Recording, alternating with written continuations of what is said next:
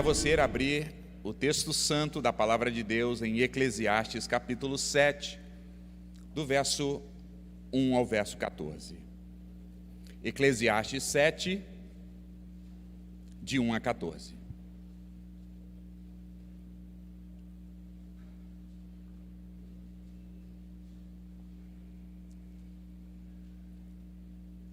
O tema do meu sermão hoje é sabedoria para dar e vender. Sabedoria para dar e vender. Em 1998, a banda Titãs regravou uma música que parte dela dizia assim: numa flor que tem espinhos, você pode se arranhar. Se o bem e o mal existem, você pode escolher. É preciso saber viver. Em outras palavras, parece-nos que dentre muitos ou mensagens que essa música queria transmitir, parece-nos que uma mensagem é clara: saber viver é para quem sabe escolher. Saber viver é para quem sabe escolher. Escolher, tomar decisões, isso está tão presente nos nossos dias, é como o ar que respiramos. Tomamos decisões, fazemos escolhas a todo minuto, a todo instante. Quinta-feira mesmo você teve que decidir fazer a inscrição ou não fazer a inscrição para vir ao culto. Talvez você tenha alguns amigos aí ou algum parente que faz por você, mas você nessa manhã teve que decidir ou não vir ao culto. Mesmo que a sua inscrição estava feita, você teve que escolher se viria no culto da manhã ou no culto da noite. Alguns não tiveram essa opção, porque já estava lotado.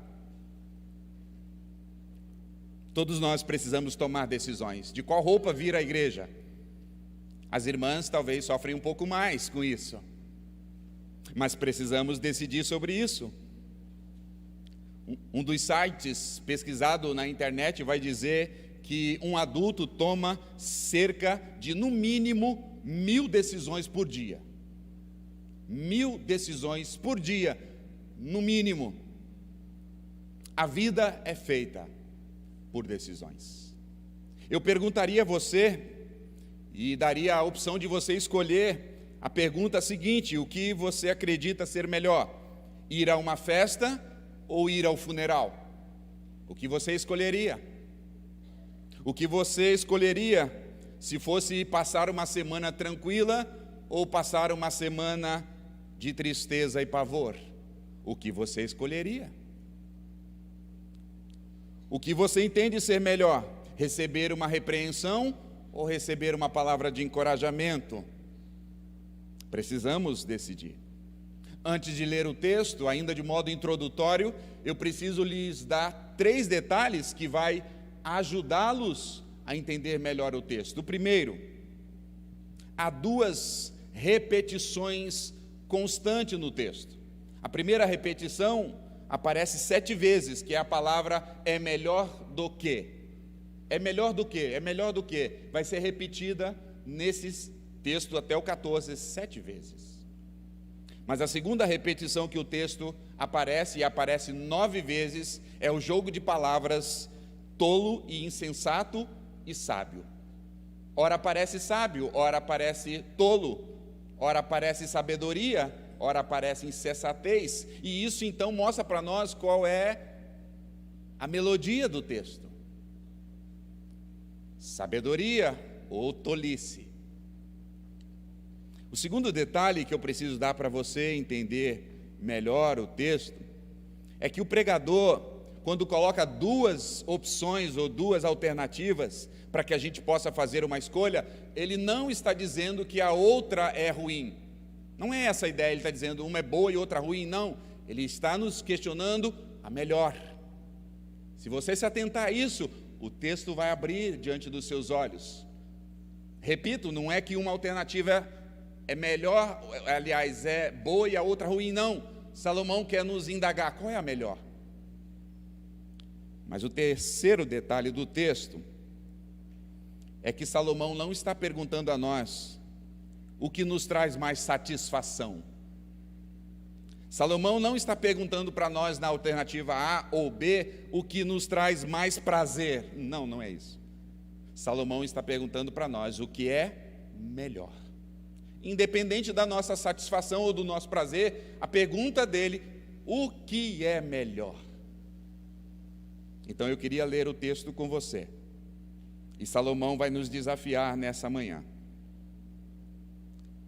Salomão mostrando essas escolhas para nós.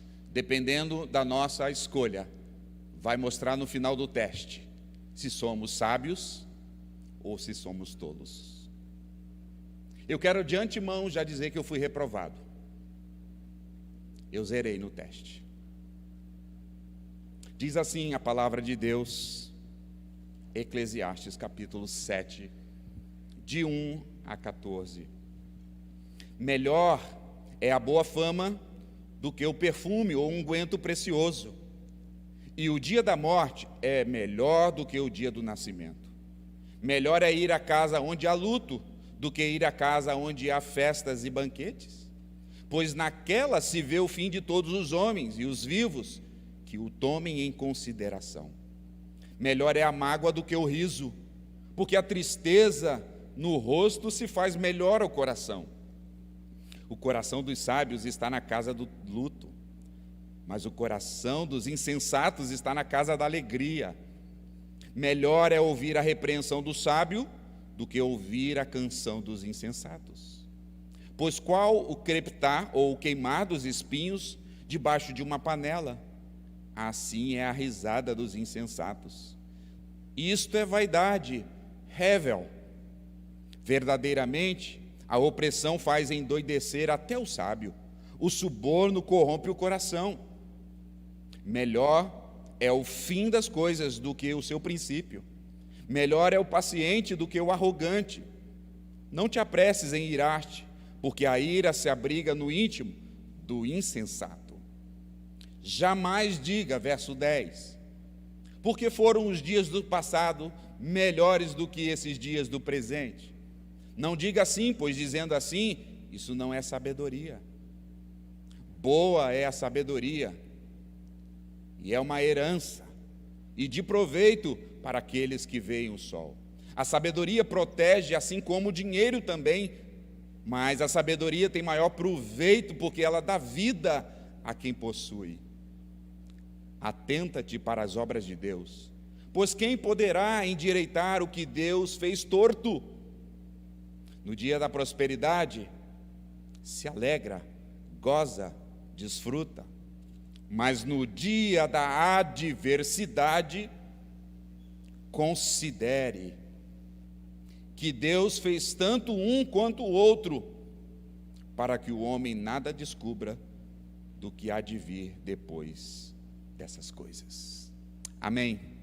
Que Deus abençoe sua santa, bendita e gloriosa palavra. Sabedoria para dar e vender. Eu separei 6 perguntas, 6 questionamentos que o texto traz para a nossa avaliação, para o nosso teste. E você vai poder escolher cada um deles e no final teremos o gabarito. A primeira pergunta que Salomão faz está no verso 1, e ele pergunta para nós, acompanha aí, o que é melhor, a boa fama ou um perfume caríssimo? Ou seja, Salomão quer perguntar para nós aqui, o que é melhor, o interior ou o exterior? A versão da Bíblia NVI traz a ideia assim, um bom nome é melhor do que o perfume caríssimo. E a minha tradução Ara diz, é melhor boa fama do que unguento, que é um perfume precioso. A palavra aqui foi traduzida de modo ideal, acredito eu. Mas se a gente fizer uma leitura superficial, a gente não pega a ideia que Salomão está querendo dar para nós aqui. E quando ele está falando de bom nome, de boa fama, ele está falando de algo do interior, que nós poderíamos traduzir por caráter. Salomão está dizendo que o caráter é melhor do que o perfume caríssimo. Caráter é aquilo que está no nosso interior. Os homens, não só eu e você, mas a humanidade, de modo geral, tem a preferência de escolher as coisas do exterior, a se importar com as coisas da aparência. Nós julgamos ou analisamos a pessoa por aquilo que ela veste, pelo carro que ela tem, pelos restaurantes que ela frequenta, ou talvez pelos seguidores que ela tem nas redes sociais, porque nós somos especialistas em olhar para a aparência. E não apenas olhar para a aparência, nós somos tendenciosos a escolher sempre o exterior. E falando em redes sociais, hoje a gente vive em tempo de uma idolatria do culto à aparência. Todo mundo quer se mostrar nas redes sociais. E talvez a maior mostra que as pessoas querem distribuir pelas redes sociais é uma exibição sensual. É lamentável. É lamentável como as pessoas querem serem reconhecidas ou terem uma identidade nas redes sociais mostrando o quão sensuais elas são. E é lamentável ainda porque muitos crentes estão caindo nesse jogo. Postagens e postagens de sensualidade. E nós curtimos. Por quê? Porque nós valorizamos o exterior. Há uma idolatria hoje. Não é novidade, porque o homem, desde os primórdios, sempre valorizou o exterior. Sempre valorizou o perfume caro. Sempre valorizou as melhores roupas. Mas nós temos vivido dias, os passados também, que não se dá valor à palavra, que não se dá valor ao caráter, não se dá valor àquilo que a pessoa é, da sua ética, das suas convicções. Nós valorizamos as coisas exteriores. Na Bíblia também tem vários relatos assim. Se lembra de Samuel quando foi à casa de Jessé?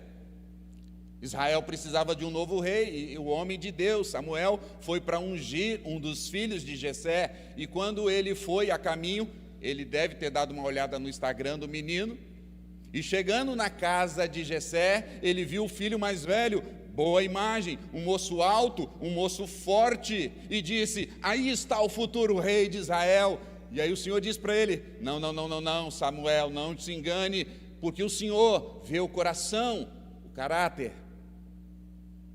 Os homens preferem o exterior, mas o Senhor vê o coração. Qual é a aplicação que nós podemos ter aqui dessa primeira pergunta que Salomão está dizendo para nós? É melhor o caráter do que o perfume caro. Eu queria te exortar a você tomar alguma atenção. Cuidar da aparência é muito bom.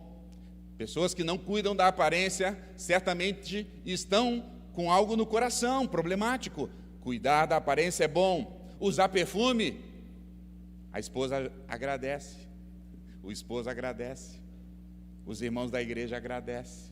Usar perfume demasiado também a gente reclama. Cuidar da saúde, fazer exercício é muito bom. Mas a minha aplicação aqui é: por que não cuidar do interior?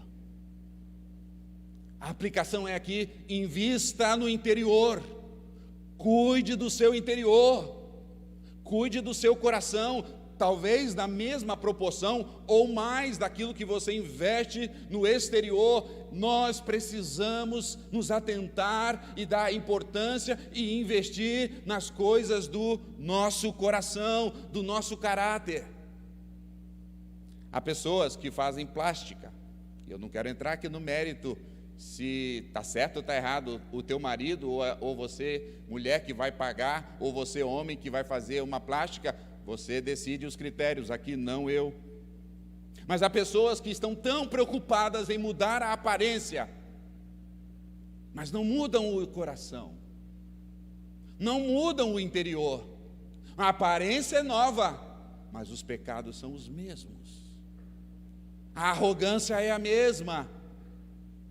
Está lindo por fora, mas como disse Jesus, sepulcro caiado.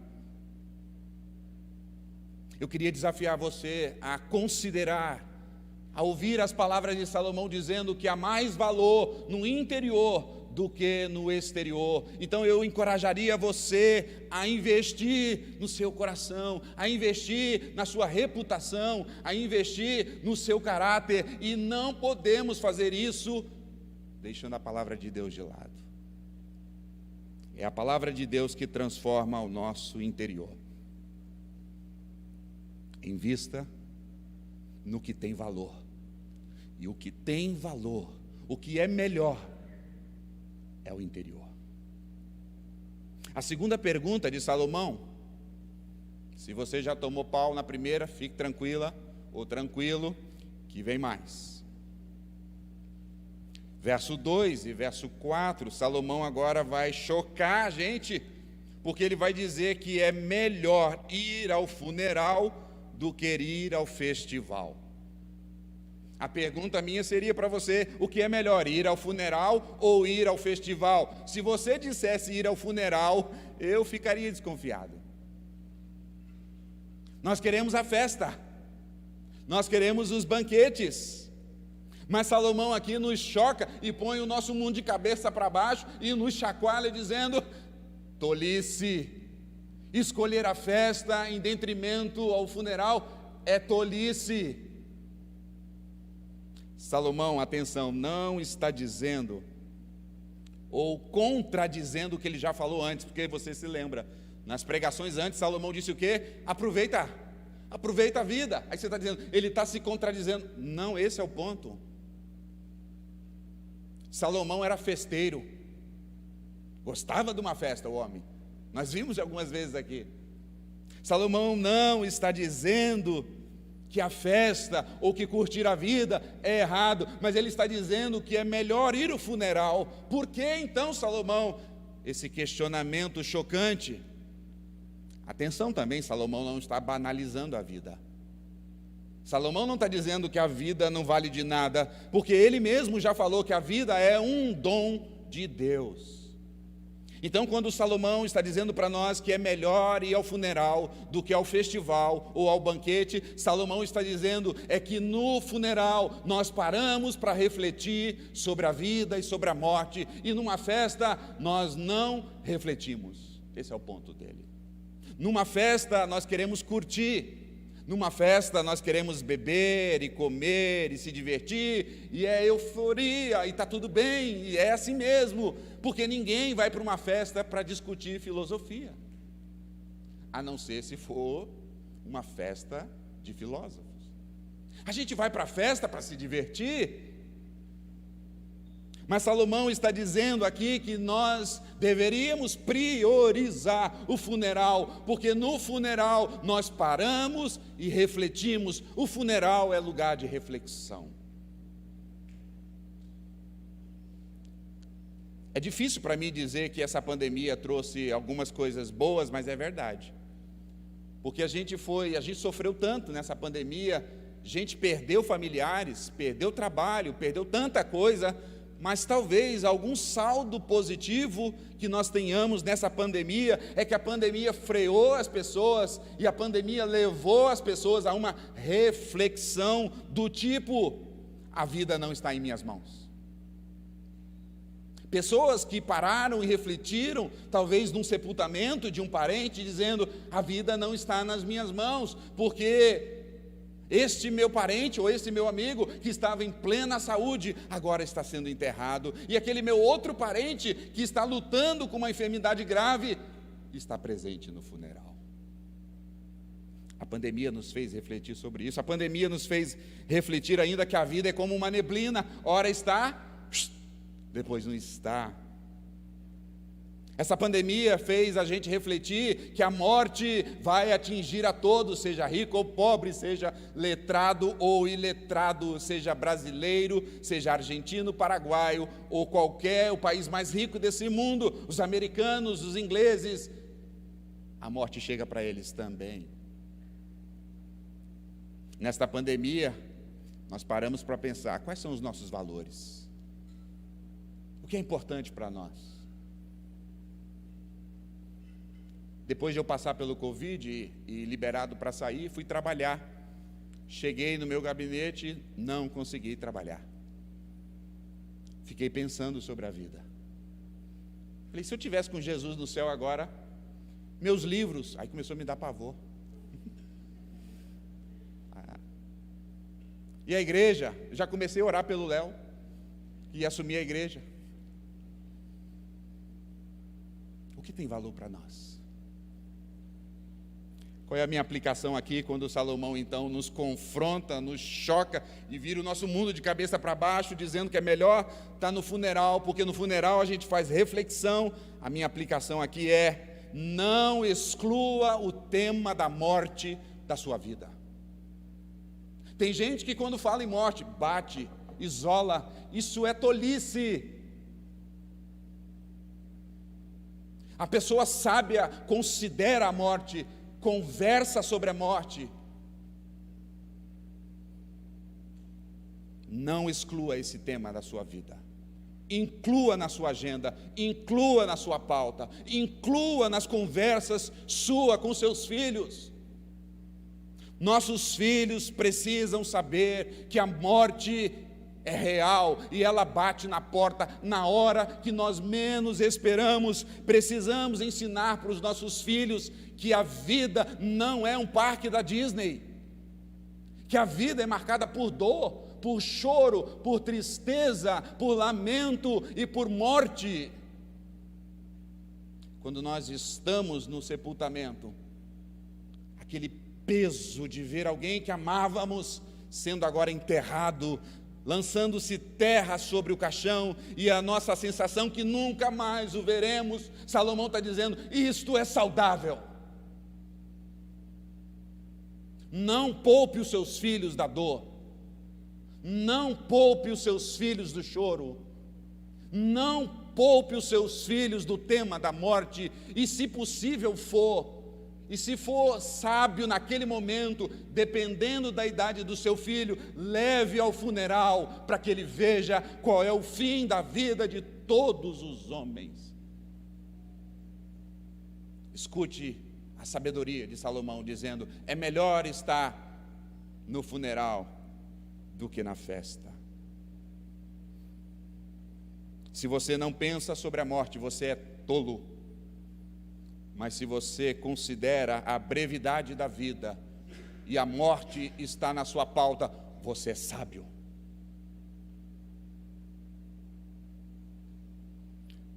Terceira pergunta de Salomão. Já foi chocante o suficiente, mas tem mais. Ele disse que o interior é melhor. Ele disse que ir ao funeral é melhor. Mas agora o verso 3 e também o verso 6, Salomão vai dizer para nós, o que é melhor, a tristeza ou o riso? Aí você diz, agora não é possível. E sabe o que Salomão vai dizer? A tristeza é melhor. Não, pelo amor de Deus. Veja o verso 3. Melhor é a tristeza ou a mágoa, talvez em sua tradução, do que o riso, porque com a tristeza o rosto se melhora o coração. Que chocante. Nós somos uma geração que despreza e que odeia a tristeza. Nós não queremos ficar triste nunca. Quando a tristeza vem, nós pagamos o que for para a tristeza ir embora, nós fazemos o que for, porque a gente quer rir, e por causa dessa idolatria ao riso, à alegria, nós estragamos nossos filhos, porque não queremos vê-los tristes. Então nós mimamos os nossos filhos, porque nós queremos que ele fique sempre rindo, e quando alguém está chorando, a gente sempre diz, pare de chorar, não fale isso. Ainda mais num funeral, jamais fale para alguém no funeral de um parente, não chore, isso é uma aberração, porque nós estamos sendo influenciados por essa cultura da idolatria ao riso. Nós amamos os programas de entretenimento que nos fazem rir, porque nós queremos fugir da realidade.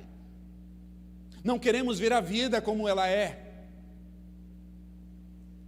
Pecamos contra Deus quando buscamos desenfreadamente o riso ou o nosso bem-estar. E Salomão está gritando aqui nos nossos ouvidos: tolo! A tristeza é melhor do que o riso.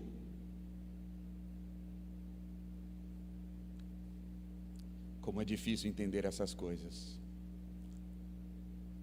Eu e você somos bombardeados o dia inteiro dizendo alegria, alegria, alegria, alegria, ria, ria, ria, ria. Como dizia a música da baiana, alegria agora, agora e amanhã. Alegria agora, hoje e amanhã. E alegria, alegria, alegria. Nós viramos idólatras da alegria. Que tolice. Alegria o tempo todo.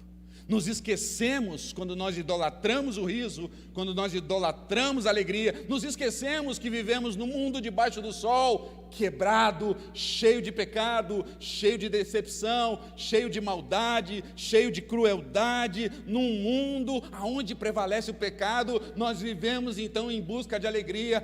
Nós somos inocentes demais. O mundo não é perfeito, gente. A marca desse mundo não é a alegria, a marca desse mundo é a dor do pecado.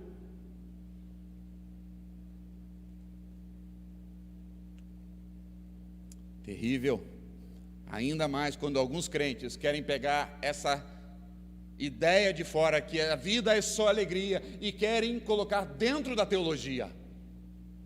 E eles acham, porque eles são discípulos de Jesus, são crentes em Jesus, agora eles estão dizendo, agora a teologia é a teologia da vida boa, a teologia da risada, a teologia do que tudo vai dar certo, a teologia que vou ter saúde plena e que Deus vai me proteger, nenhum mal vai chegar e eu vou ser a pessoa mais feliz do mundo. Balela, mentira, tolice. Quem age assim, achando que a vida cristã é um parque de diversão, não lê a Bíblia. Porque se lesse a Bíblia, viria a história dos profetas. Porque se lesse a Bíblia, iria ver a vida dos discípulos de Jesus. Se estudasse um pouco mais, ia ver a história da igreja, dos irmãos que padeceram pelo Evangelho, do próprio Martinho Lutero, que nós aqui o citamos. Quem diz assim que a vida cristã agora é vida boa, vida de risada, vida de tranquilidade, não conhece a história da cruz. Porque a história da cruz é uma história de pavor, é uma história de dor, é uma história de sofrimento. Tolice. Achar que a vida é boa, e que tudo vai dar certo, e que não vai ter choro, e que a nossa teologia vai nos proteger disso. Balela. Qual é a minha aplicação aqui?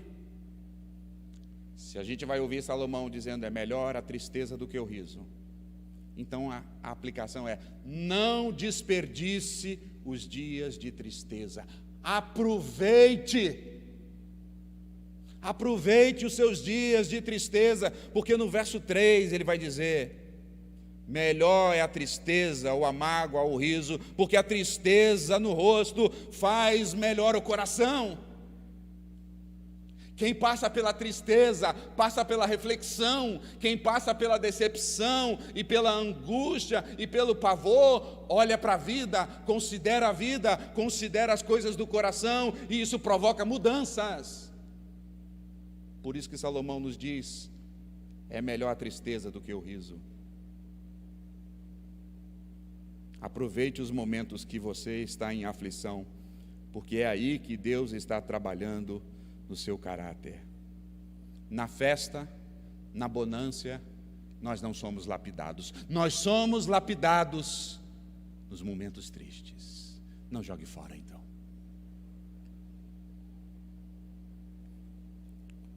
O tolo odeia a adversidade, mas o sábio tira lições preciosas das adversidades. O sábio passa pela tristeza e quer conhecer mais de Jesus. O sábio passa pelo choro e dizendo: é Ele que enxuga todas as lágrimas. O tolo pede a oração dizendo: ore por mim, para Deus me livrar dessa adversidade. Tolice. O sábio diz: orem por mim, irmãos, para que eu seja fiel na adversidade. Orem por mim, que a graça de Deus me sustente, para que eu possa passar pela provação. Orem por mim, para que eu possa me firmar mais com Jesus no dia da adversidade. Tolo ou sábio? Você aguenta mais umas? Você quer que eu pare aqui? Não vou parar. Porque assim como esse texto espetou a mim, vai espetar a vocês também. Que isso, pastor? Vingança? Não. Porque esse texto mudou a minha vida. Quarta pergunta de Salomão. Mas eu aviso que vai piorar. Está sendo aprovado aí no teste ou não? Está zerando como eu? Bem-vindo ao clube. Quarta questão de Salomão, versos 5 e verso 7. O que é melhor, a repreensão ou a bajulação? Veja o que ele diz. Melhor é ouvir uma repreensão do sábio do que ouvir a canção do insensato. Nós amamos a bajulação. Nós amamos o tapinha nas costas. Nós amamos as palavras dizendo: não é nada, deixa para lá, vai dar tudo certo. A gente ama ser bajulado, a gente ama receber palavras de bajulação, a gente odeia, a gente abomina a repreensão, a gente não quer a repreensão de jeito algum. Salomão, muito esperto aqui, ele botou a palavra para bajulação, ele trocou por música. Por quê? Porque a música soa leve aos nossos ouvidos, né? A música entra, que é uma beleza, suave. É assim que é a bajulação, a gente gosta, diz mais, fala mais. Salomão está dizendo tolo. Salomão está dizendo é melhor a repreensão.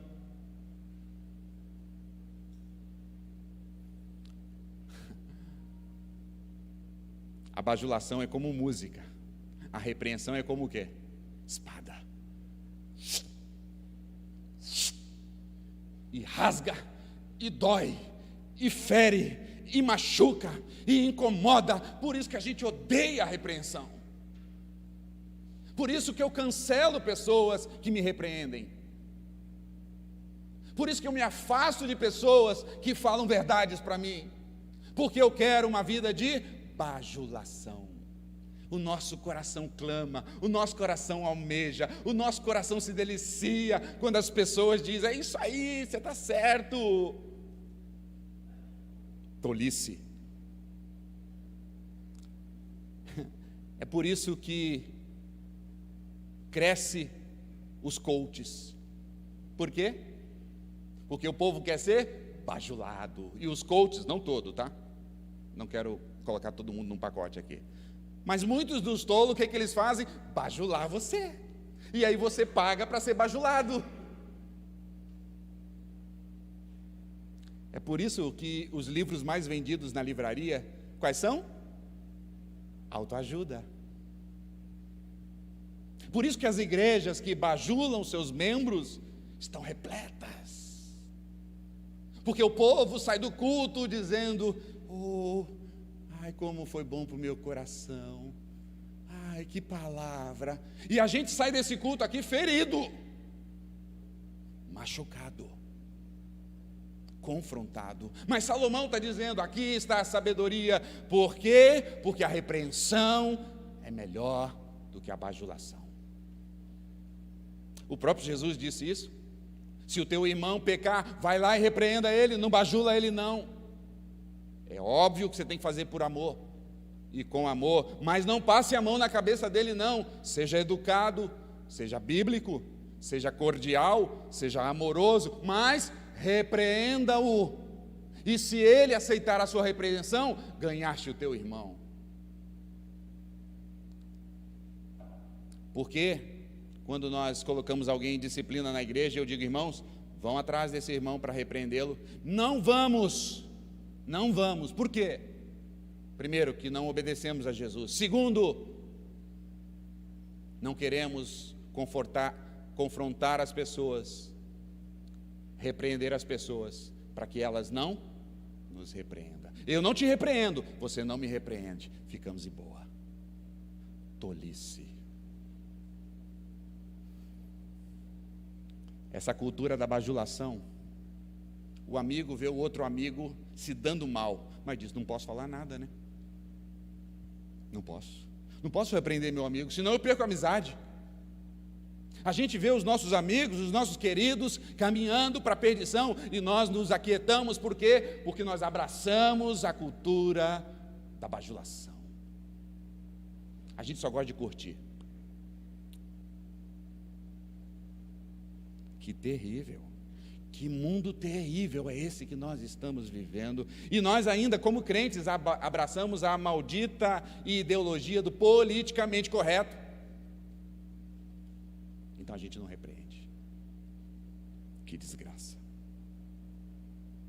O professor não pode repreender os alunos, porque se o professor repreender os alunos vão lá e falam para o papai vai lá e fala com o diretor, e o diretor dá uma bronca no professor, e coloca ele para a rua, e aí nós estamos criando crianças mimadas, irresponsáveis e sem limites, porque dentro de casa também nós não repreendemos.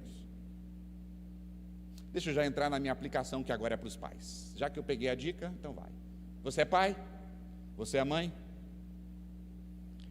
Eu lamento. Alguns anos eu tenho visto que muitos pais, não todos, muitos pais estão caminhando por um caminho perigoso na educação dos seus filhos.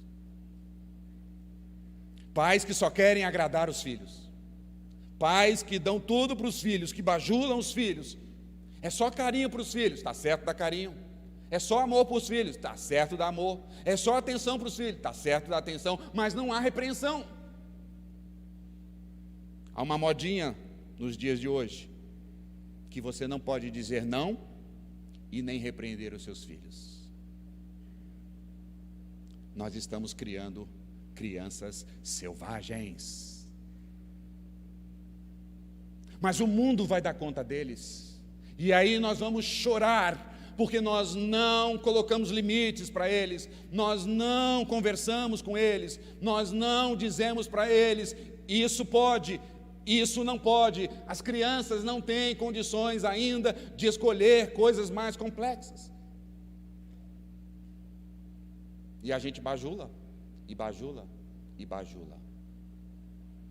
E tem papai que quando vai repreender, o filho está dizendo assim, é repreensão, papai? Só para eu saber, porque é aquele tipo de bajulação ou de repreensão assim, meu príncipe, meu rei, meu adorado, idolatrado, salve, salve, filhinho, filhinha. Será que pode fazer isso? Eu não estou dizendo aqui que é para gritar com os filhos, eu não estou dizendo que aqui é para bater nos filhos, eu estou dizendo que é para sentar com os filhos e dizer, você está sendo repreendido. Não é fazer corpo mole, não é dizer está tudo bem, não é dizer tá, vai, a gente vê isso amanhã. Não, joga para o pai, joga para a mãe, joga para o avô, joga para a avó, e nós estamos matando nossos filhos. Porque eles não sabem ouvir não sabem uma repreensão, não sabem os limites, e quando os pais não colocam limite dentro das casas, o governo vai botar, a polícia vai botar, os bandidos vão colocar. Repreender os seus filhos é bíblico e é sábio.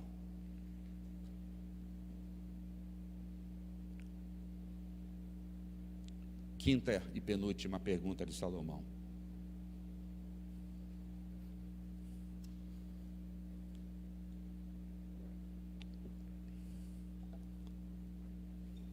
O que é melhor?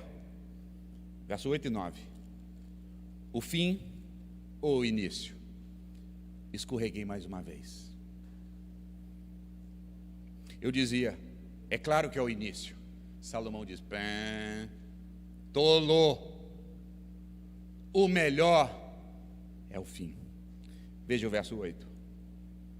Melhor é o fim das coisas do que o seu início. A gente fala, não é possível. Esse cara é perturbado. Como assim? Imagina que eu acabei de abrir uma empresa. Estou no meu ápice, estou voando no meu emprego. O melhor é o início, Salomão diz. Sabe de nada, inocente. Estamos animados, estamos empolgados, estamos cheios de sonhos, cheios de projeto, tudo é novidade. Não é ruim, não é errado, está empolgado, está sonhando e trabalhar e ver a empresa, ou o trabalho, ou o empreendimento prosperar, mas Salomão está dizendo, o melhor não é o início, o melhor é o fim. No casamento a gente escorrega também, né? A gente diz, o melhor do casamento, primeiro ano de casado. Ah, mas você é tolo. Você é tolo demais, achar que o primeiro ano é o melhor do casamento. Não, não é o melhor do casamento. O melhor do casamento é quando a maturidade vem, porque no começo do casamento você é imaturo, ela é imatura, vocês estão se ajustando, duas culturas, criações diferentes, vocês estão para lá e para cá, e vocês estão achando que estão na glória, vocês não sabem de nada. Salomão diz que o melhor é o fim. Mas você diz, pastor, mas não é isso que eu vejo lá com meus pais.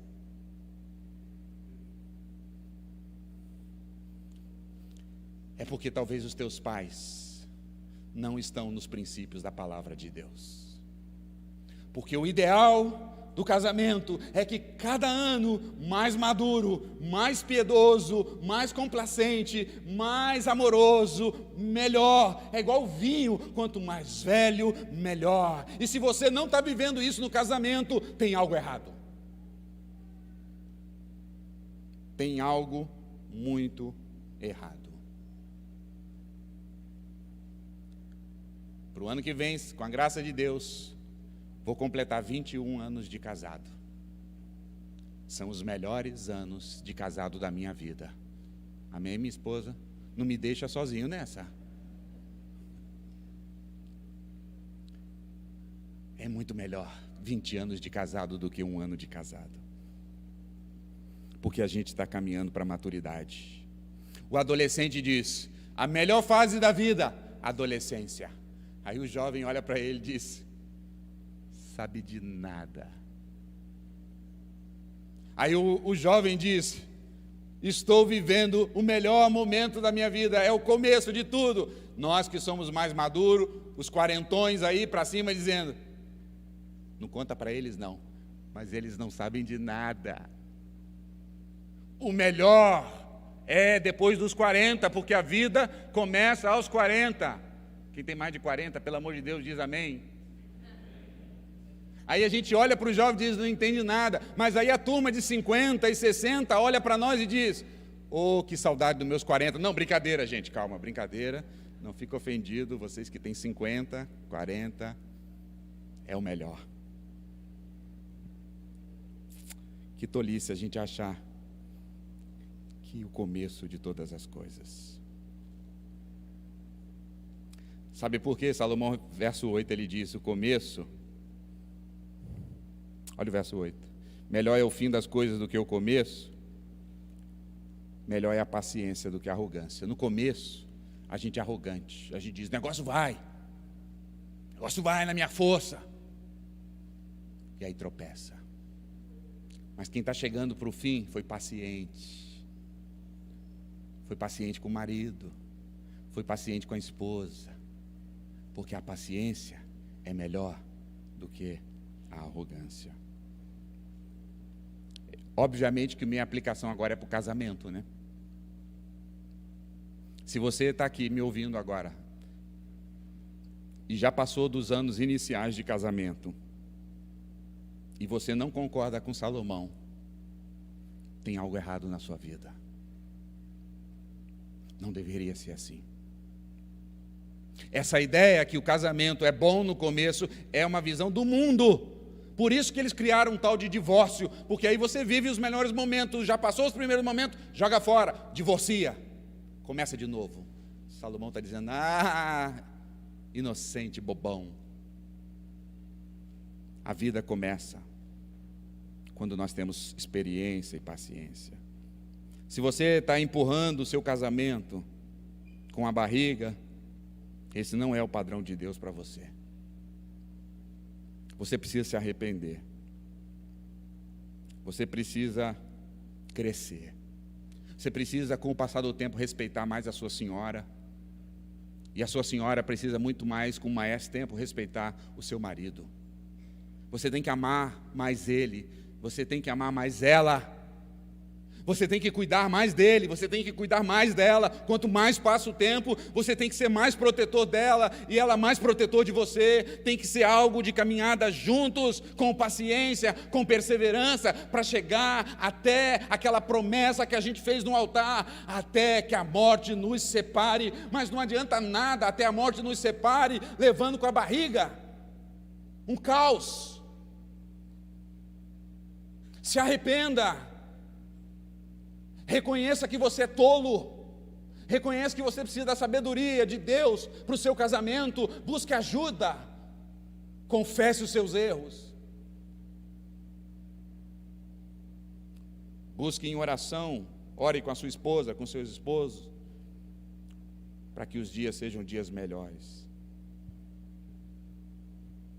O melhor é o fim do que o início. Termino com a última pergunta. Verso 10 e verso 12. O que é melhor? Salomão pergunta para nós. O presente ou o passado? Aí você vai dizer, depende. Tolo. Salomão diz que o presente é melhor. E agora ele muda a palavra. Ele não diz é melhor do que. Ele diz, verso 10. Jamais diga. Jamais diga. Dizer o que, Salomão? O que ele diz? Porque os dias do passado foram melhores do que o dia do presente. E Salomão está dizendo, dizer assim, só comprova que você é tolo. Quem vive do passado é tolo. Salomão está dizendo que o hoje tem que ser melhor do que o ontem. Os dias do passado jamais podem ser melhor do que os dias de hoje. Mas você está dizendo, mas pastor, no passado eu tinha trabalho, hoje eu não tenho. No passado eu estava vivendo um ótimo relacionamento com os meus filhos, agora não tenho, por isso que eu tenho saudade do passado. Salomão está dizendo, então isso é tolice, porque você não aprendeu. Porque Salomão quer nos trazer a ideia aqui, conforme os anos vão passando, a gente deveria ir amadurecendo, a gente deveria ir crescendo, por isso que as coisas do passado ficaram para trás. Hoje eu sou melhor do que ontem, mesmo sem emprego, mesmo talvez com um relacionamento quebrado, eu ganhei experiência e o hoje tem que ser melhor. Não viva do passado. Aquela frase popular, quem vive de passado é museu ou santista. Não tem santista aqui na igreja, né? Não tem, né? Eu escolhi as melhores porque eu não conheço nenhum santista aqui, tá? Não dá. A época do Pelé, ou a época do Neymar no Santos.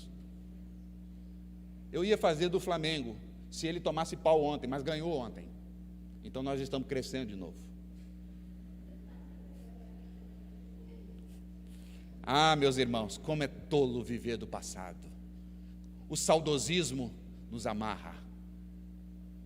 O saudosismo nos mata, porque a gente não vive o agora e ainda perde o foco do futuro. Fica olhando para trás. Ah, como eu tinha dinheiro lá atrás. Ah, como eu tinha fama lá atrás. Ah, como eu tinha uma vida boa lá atrás. Ah, quando eu tinha um emprego lá atrás. Ah, quando tudo era bom lá atrás. E está vivendo hoje morrendo.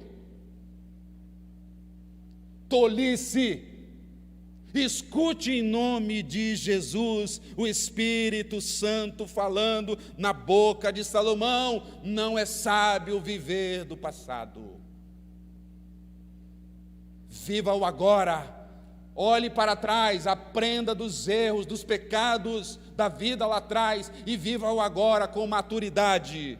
Olhando para frente. Verso 11 ele diz: porque a sabedoria é boa. A sabedoria é uma herança. Se você está vivendo hoje do passado, é porque você não recebeu nenhuma herança de sabedoria. Você jogou a sua vida fora.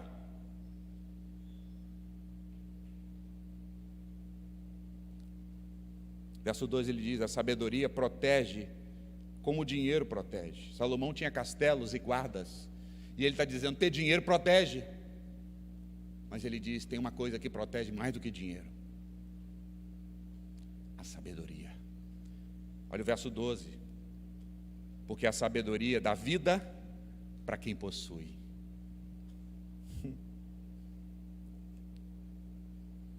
Tem tanta gente que está botando tudo a perder porque não tem sabedoria. Vive, não aprende nada. Tem muita gente jogando o casamento no latão de lixo porque não tem sabedoria. Que lástima. Tem gente que perde tudo porque fala demais. Falta de sabedoria. A Bíblia diz que sabedoria é quem escuta, não é quem fala.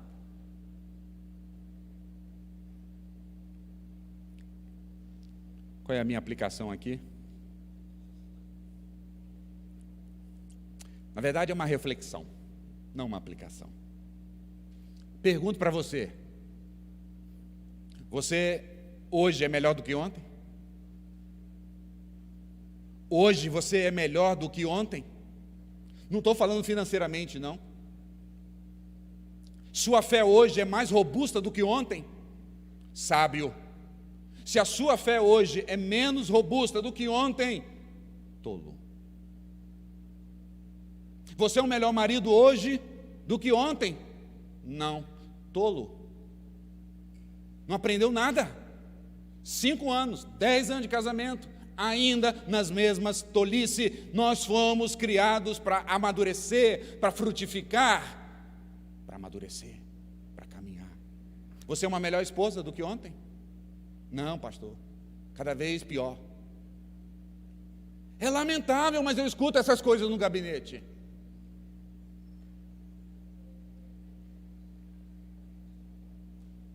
Você é mais comprometido com a igreja hoje do que ontem? Se não, tolo. Tempo saudoso, que eu era da igreja, que eu servia na igreja, que eu fazia tanta coisa na igreja. Eu digo, e hoje? Hoje eu estou baqueado. É porque você não aproveitou, você viveu como tolo. Se você vivesse com sabedoria, hoje você estava voando.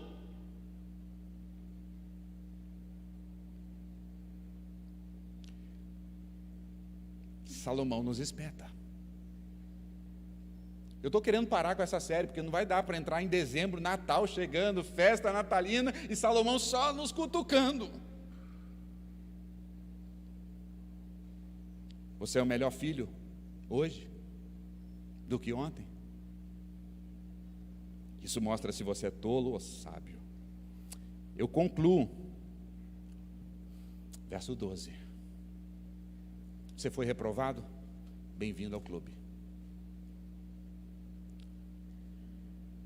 Quando eu peguei esse texto, domingo passado eu achei que era o texto mais difícil da série. Eu já estava apavorado com ele. E aí quando eu peguei esse texto durante a semana, eu falei, tem misericórdia de mim, Senhor. Porque primeiro, Salomão aqui muda o gênero. ele fala como Provérbios, não o mesmo tom de Eclesiastes. Mas não era nem pela questão da linguagem. Você imagina você apanhar de um texto de segunda a domingo.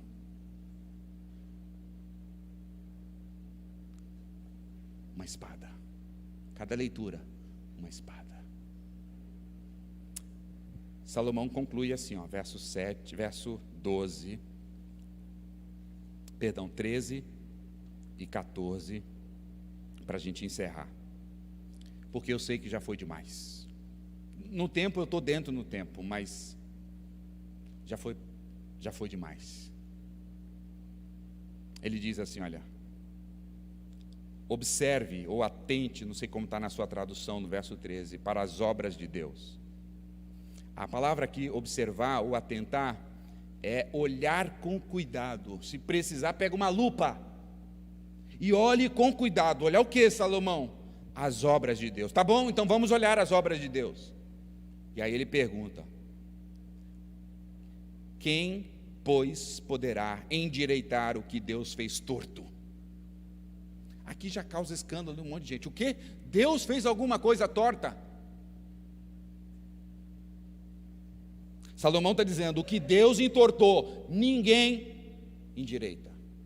Não vou nem citar aquela música lá que vocês já sabem. Deus entortou, ninguém endireita. Sabe o que Salomão está querendo dizer para nós? Deus está no controle. E essa é uma outra verdade que a nossa geração odeia, ter alguém sobre nós no controle. Nós não queremos controle.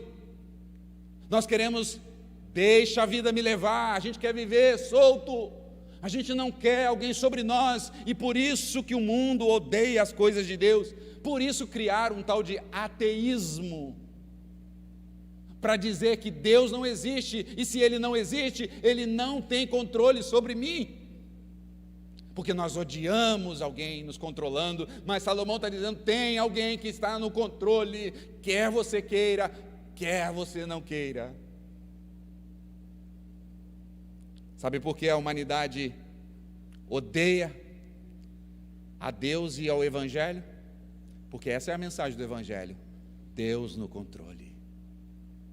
Por isso eles criam leis para afrontar a Deus, porque Deus disse, é homem e mulher. Ele disse, foi isso que Deus deu? Vamos fazer o contrário, vamos afrontar a Ele. Por isso que existe aborto, sabia? É Deus quem dá vida, vamos matar a vida, para dizer que Ele não tem o controle, nós o temos. Tolos. Pasmem, há crentes assim. Não, aborto não, pastor. Ideologia de gênero não. Mas Deus não controla a sua vida. Quando Deus controla a sua vida, e Deus tira você do trilho, e coloca você para o lado de cá, você resmunga, você se rebela, você chia, você se vira contra Deus, igual ao mundo.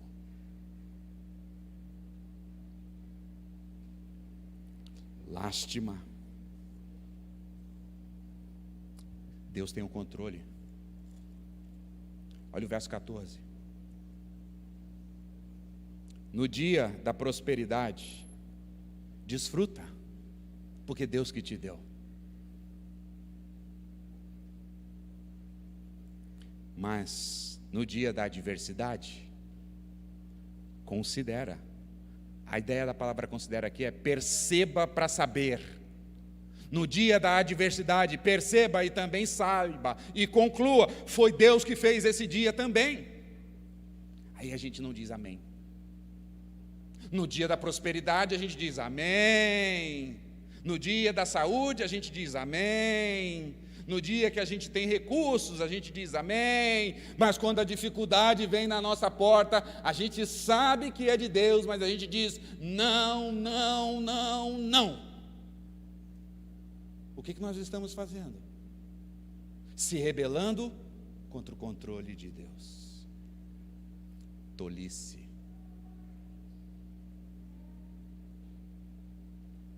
Deus tem o controle de todas as coisas. Eu encerro aqui fazendo um apontamento breve para Jesus nesse texto. Jesus veio a essa terra mais de 2000 anos atrás para morrer pelos tolos. O primeiro está aqui, ó. Jesus veio a este mundo para morrer pelos tolos. Jesus veio a esse mundo para salvar aqueles que estavam rebeldes, aqueles que não queriam o controle dele, e ele veio, os alcançou, e agora ele se tornou o Senhor da vida deles. Foi para isso que ele veio. Jesus veio para os tolos. Jesus foi o único que conseguiu viver de modo sábio, desde o nascer até o morrer, 100% de sabedoria, tanto que nós vimos no início desse culto, dizendo que ele é a própria encarnação da sabedoria, o único sábio, o único perfeito, o único sem pecado, o único que acertou, o único que foi aprovado no teste, é Jesus. Nasceu, viveu, morreu como tolo, sendo sábio, morreu como tolo na cruz, mas ao terceiro dia ressuscitou, e disse que vai voltar, e quando ele voltar, ou se ele chamar os seus antes, quando ele voltar na sua segunda vinda em glória, não haverá mais funeral. Quando Jesus Cristo voltar, só haverá festa. Ele prometeu uma festa de casamento. Quando Jesus Cristo voltar, não haverá mais tristeza, nem dor, nem choro, nem aflição. Quando Jesus Cristo retornar para buscar a sua igreja, não vai ter mais repreensão, só palavras de alegria. Vinde bendito de meu Pai, possua a herança, o reino que eu preparei para você. É só palavra de encorajamento, palavras de louvor, palavra de bem-vindos, amados do Senhor. Não vai ter mais repreensão. Quando Jesus retornar, quando ele voltar, não será o fim, será o começo. O começo com Jesus, aí sim vai ser melhor. É o fim da nossa vida, o começo de uma vida em glória. Quando ele vier buscar os seus filhos e as suas filhas, não haverá mais passado, presente, nem futuro. Será a eternidade. Por isso que eu e você podemos dizer nessa manhã, pela fé: Maranata, vem Senhor Jesus. E quando ele vier, quando ele voltar, já não seremos mais tolos. Seremos como ele é. Maranata, vem Senhor Jesus. Em Jesus, sabedoria para dar e vender.